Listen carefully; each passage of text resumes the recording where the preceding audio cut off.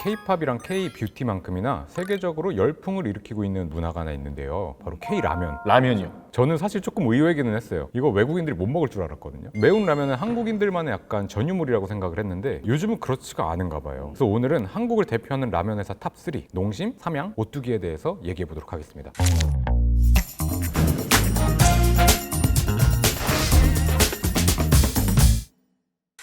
먼저 자료 보면서 얘기하시면 좋을 것 같은데요. 네네. 그 국내 면류 시장 점유율입니다. 보시면 농심이 생각보다 많은 점유율을 가지고 있어요. 거의 50%의 점유율을 가져 있고요. 그 뒤를 오뚜기와 삼양식품이 쫓아가고 있는 양상입니다. 이게 그나마 많이 따라잡은 거라고 해요. 아, 그나마요? 농심이 거의 뭐 60%, 70%까지 점유율이 있었다고 하더라고요. 국내 라면 선호도를 보시면 또 재밌는 것들이 있는데요. 전통의 강자 신라면, 또 매니아층 확실한 짜파게티, 또 너구리 같은 것들 가지고 있는 농심이 대부분의 상위권에 있는 라면들을 점유하고 있고요. 오뚜기 같은 경우는 진라면이라는 확실한 시장을 가지고 있습니다. 또 삼양 같은 경우는 삼양라면도 있지만 불닭 IP를 메인으로 해가지고 새로운 시장들을 개척하고 있고요. 이렇게 세 회사가 대부분의 점유율을 잡고 있습니다. 이렇게 세 회사의 2023년 합계 매출은 8조 원이 넘어요. 그리고 영업이익 합계는 6천억 원이 넘어가고 있습니다. 불황 속의 역대급 실적이라고 보여지는데 저가 커피, 뭐 편의점 도시락 이런 것처럼 물가 상승하면서 저렴한 한 끼 찾는 그런 것 때문인가요? 물론 그 영향도 있는데요. 근데 이 호실적은 단순히 이제 물가가 상승하고 뭐 저렴한 물건을 찾는 거에서 시작된 거라고 볼 수는 없어요. 프리미엄 라면 시장 발전 같은 뭐 여러 요인이 있겠지만 오늘은 해외 시장 개척이라는 부분에 좀 집중을 해볼까 해요. 지난 2020년에 새 회사가 맞이했었던 기회가 하나 있죠. 바로 코로나19.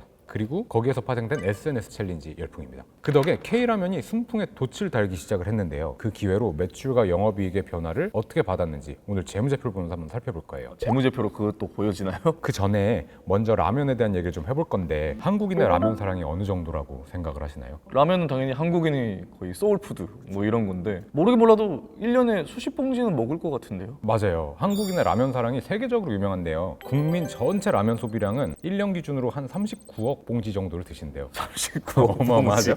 그리고 1인당 소비량은 한 77봉지 정도를 먹는다고 해요. 그래서 전체 소비량 기준으로는 전 세계에서 8위를 하고요. 우리나라 인구가 그렇게 많지 않잖아요. 그러네요. 그럼에도 8위를 하고 8위라고. 그리고 1인당 소비량은 거의 1등, 2등을 왔다 갔다 하는 수준이라고 합니다. 인구가 그런데도 이제 1인당. 그래서 여기서 딱 드는 생각이 뭐냐면 한국 사람들은 이거보단 더 못 먹겠다. 한국 사람들 더 먹을 수 있지 않을까요? 더 먹을 수도 있을까요? 좀 사리로 더 추가하면 되려나요? 그 경영진이 판단하기에 이미 사람들이 너무 많이 먹고 있기 때문에 내수 시장에서는 이제 한계가 있다고 느끼기 시작을 한 것 이제는 같아요. 한계다. 더 먹을 수는 없을 것 같다. 뭐 이런 맞습니다. 식으로. 네. 네. 그래가지고 이제 해외 시장에 더 집중하고 있다는 그런 말씀이네요. 맞습니다. 예전에도 라면을 수출하지 않았던 건 아니고 내수 시장의 한계를 느끼지 않았던 것도 아닌데요. 근데 세계적으로 코로나19로 인해서 시장 수요가 좀 변하기 시작을 했고 또 SNS 중심으로 K푸드 열풍이 부는 거예요. 그래서 한국의 라면이 전 세계적으로 유행을 하기 시작했습니다. 그 성장세를 따라서 회사들은 해외 시장 개척을 공격적으로 시도하기 시작을 했어요. 이게 일시적이라고 생각을 했는데 일시적이 아니었던 거죠. 그래서 2023년도 해외 수출액이 1조 원을 달성했어요. 1조 원을 라면으로. 어마어마하죠. 역대급 호실적이 이제 매년 갱신이 되고 있습니다. 이게 단순히 서민 음식이라서가 아니다라는 말이 딱 맞는데 그럼 어느 나라가 그렇게 많이 먹나요? 근데 어느 나라라고 볼 수는 없는 게 전 세계적으로 열풍이 다 불었고요. 우리는 저 사람들이 잠깐 반짝이야 먹고 매워서 못 먹을 거라고 했는데 그렇지가 않았어요. 라면이 수출되고 있는 나라가 132개국이랍니다. 저도 이번에 조사하면서 알았어요. 뭐 그 보통 이게 월드컵 가입국 뭐 이런 거 아니에요? 그러니까 이렇게 많이 먹을 줄 몰랐어요. 전 세계 200개국 중에 3분의 2죠. 132개국이니까. 수출액 기준으로 보면 중국이 확실히 많이 먹기는 해요. 거의 뭐 2억 1천만 달러 정도를 먹고요. 그 다음이 미국입니다. 이 뭐 1억 2천만 달러 정도를 드시고 그 다음 네덜란드, 일본, 말레이시아 순으로 이제 수출이 나가고 있는데 전체적으로 이미 어마어마하게 많이 먹고 계신 거죠. 그러면은 이게 어떤 라면이 좀 인기가 또 있나요? 그게 나라별로 조금 다르긴 해요. 미국 같은 경우는 저희가 이제 아마존 자료를 보면은 농심 신라면이 1등입니다. 그냥 그 빨간색 신라면 있죠? 네네. 그게 1등이고 2위도 재밌어요. 신라면 블랙. 이건 또 신라면 블랙으로. 예, 그것도 맛있나 봐요. 오. 외국인들이 먹기에. 그리고 3위가 불닭볶음면입니다. 왜?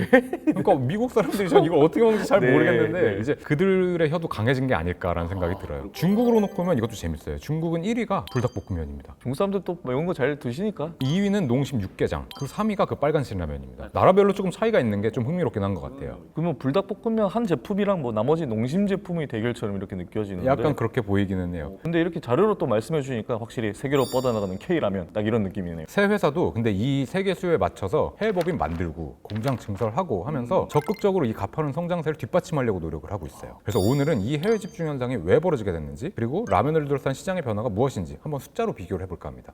지금부터 라면 업계 탑3 농심, 삼양, 오뚜기의 재무제표를 비교해 보도록 하겠습니다.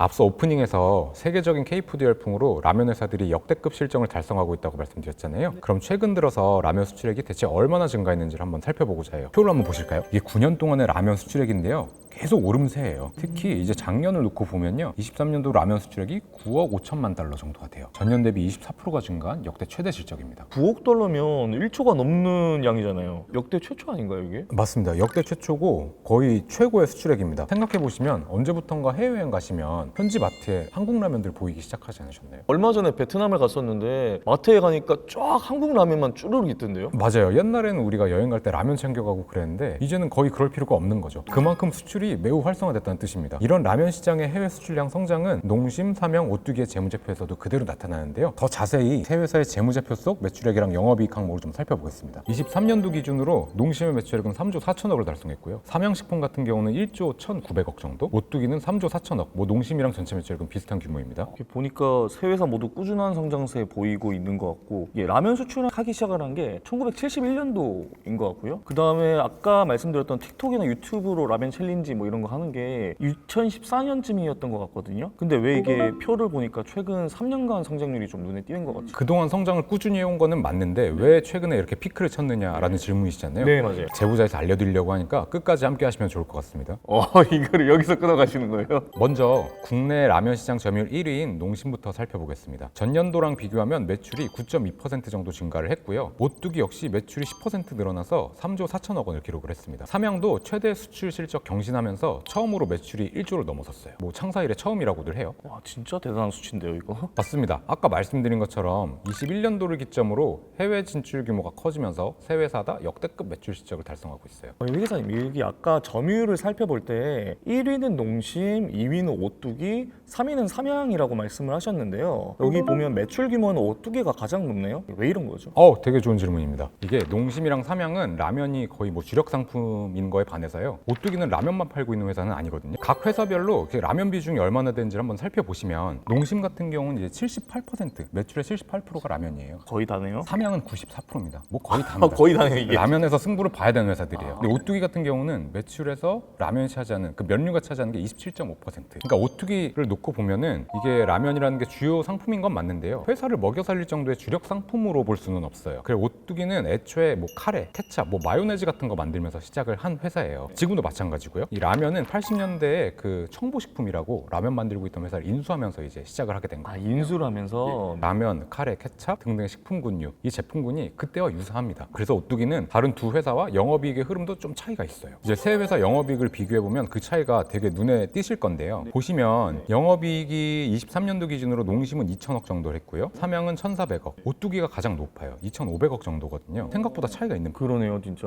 그리고 세 회사 최근 영업이익 상승이 좀 눈에 띄거든요. 삼양은 기업 규모가 좀 다르다고 칠 수 있고, 농심과 오뚜기가 이제 매출 규모가 좀 비슷한 편인 것 같은데 오뚜기가 비교적 영업이익이 좀 높네요. 아주 중요한 점을 짚어주셨어요. 이게 바로 오늘 라면 회사 이야기의 문제이자 포인트입니다. 그게 바로 뭐냐면은 너무나도 아쉬운 라면의 영업이익률입니다. 라면이 영업이익이 다른 식품보다 좀 낮은 편이라는 건가요? 맞습니다.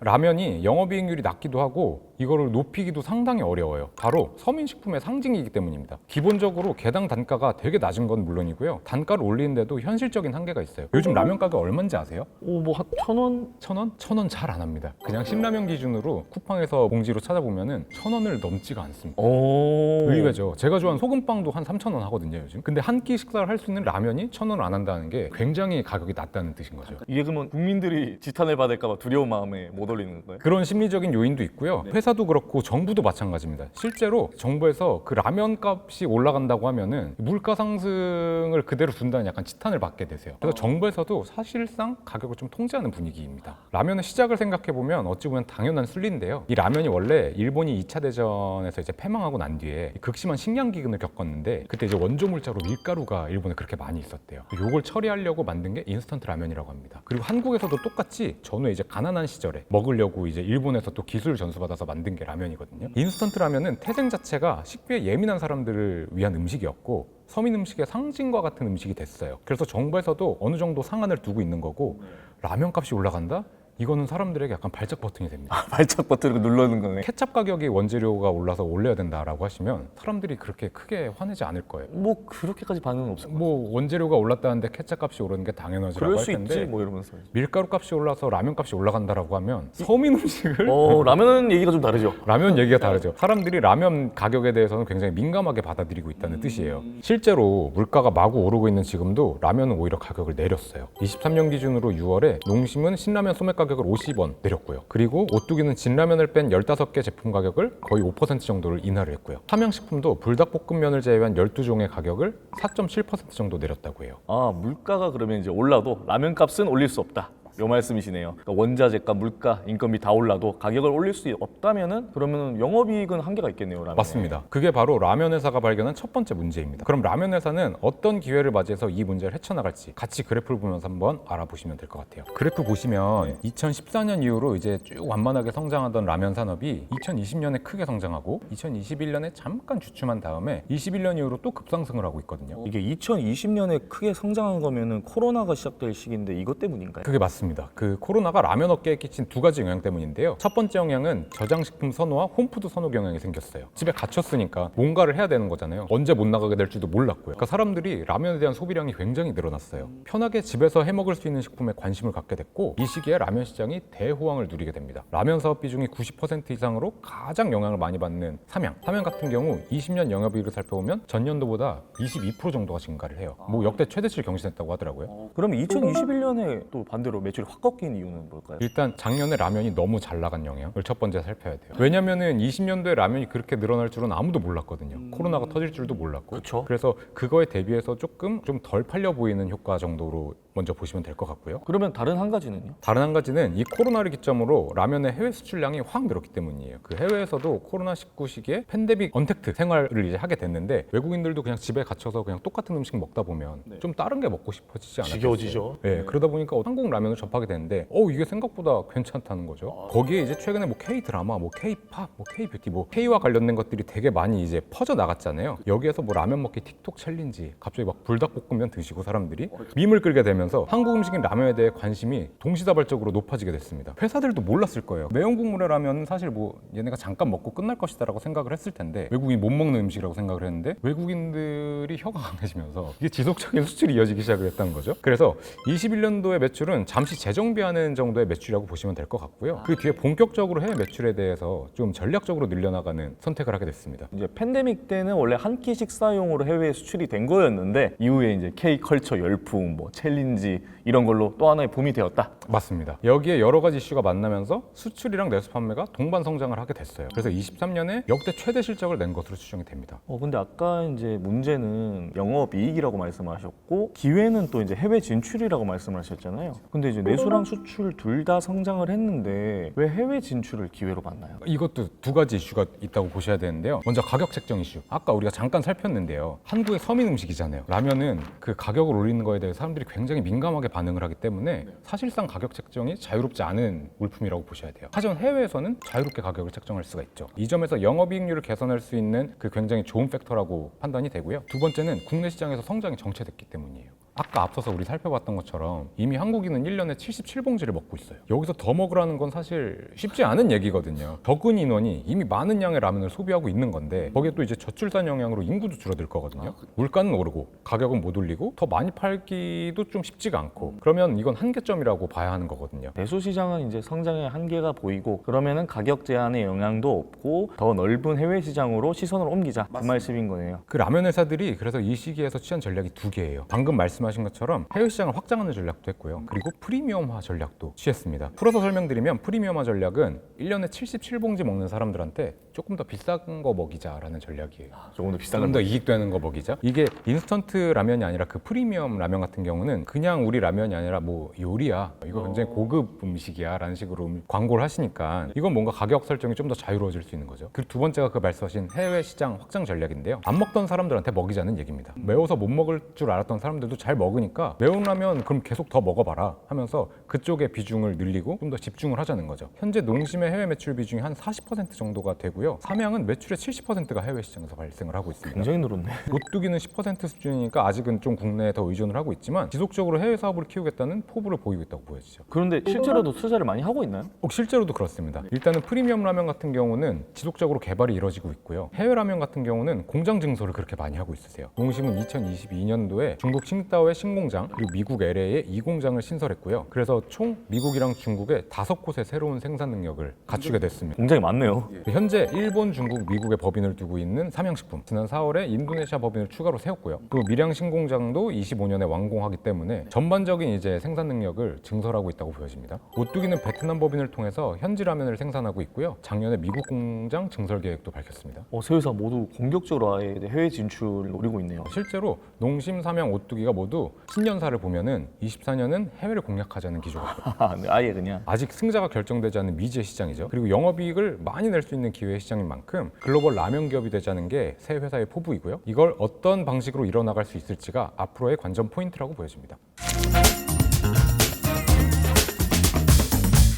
이 회사들은 향후 어떻게 진행이 될까요? 해외 시장에서 어떻게 자리를 잡냐에 따라서 새 회사가 얼만큼 성장할지가 정해질 것 같아요. 아직은 꾸준한 성장률을 보이고는 있지만 정점을 찍고 하락기미를 보이는 피크아웃이라는 우려도 있어요. 통장이 올해로 또 주춤하고 있는 그런 게 있나요? 올해 라면 수출이 그 1분기 기준으로 2억 7천만 달러라고 해요. 이게 전년 동기 대비 한 30% 증가한 수치라고 하니까 아직까지는 역대 최다 수준을 계속 찍어 나가고 있습니다. 여기에 4월 수출은 1분기보다 더 많은 수준이어서 이런 추세면 4월 수출액도 역대 월간 최대라고 보여집니다. 말 그대로 그냥 수출 시장이 펄펄 끓고 있네요. 그쵸. 20년에 이제 코로나19 때 부쩍 올랐다가 21년에 잠깐 내린 이유가 전년에 너무 성장해서 재정비 기간을 갖느라 그랬는데 전반적으로 K라면의 해외 매출은 계속 우상향하고 있는 추세입니다. 라면이 맛있다는 건 우리는 다 알고 있잖아요. 네, 그렇죠. 그래서 앞으로도 해외 시장은 계속 늘어나게 되지 않을까라는 조심스러운 전망입니다. 이렇게 지금 펄펄 끓고 있는 상황인데 그래도 피크아웃을 우려하고 있다라는 시점은 왜 나오게 된 걸까요? 해외 시장은 또 다른 경쟁의 시장이거든요. 거기에서는 우리가 알지 못했던 새로운 경쟁자들이 많이 있습니다. 농심이 이렇게 많이 팔았다고 해도 세계에서 5위 정도 한 회사고요. 한국에서는 그렇게 강한 회사잖아요. 삼양, 오뚜기 같은 경우는 사실 뭐 순위에 끼기가 쉽지 않은 회사들이기는 해요. 그러니까 전혀 새로운 강자들이 나타났고 지금이야 뭐 이제 K 열풍을 타고 나간 거는 맞는데 이걸 어떻게 유지할 것이냐. 그게 결국 앞으로의 관전 포인트라고 보여집니다. 그래도 이렇게 엄청난 성장을 하고 있다라는 거는 이제 모두한테 엄청난 기회로 다가올 수 있겠네요. 맞습니다. 해외에서도 전통의 1위 농심이 이제 그대로 1위 자리를 굳건히 할 것이냐 아니면 이제 불닭 브랜드 앞세워가지고 뭐 이제 틱톡 챌린지 같은 거 하는 삼양이 해외에서는 1등으로 다시 일어서게 될 것이냐 다시 한번. 아니면 뭐 해외 매출 비중이 지금은 없지만 진라면이 이제 또 본격적으로 해외를 공략하게 됐을 때 그 결과는 어떻게 될 것이냐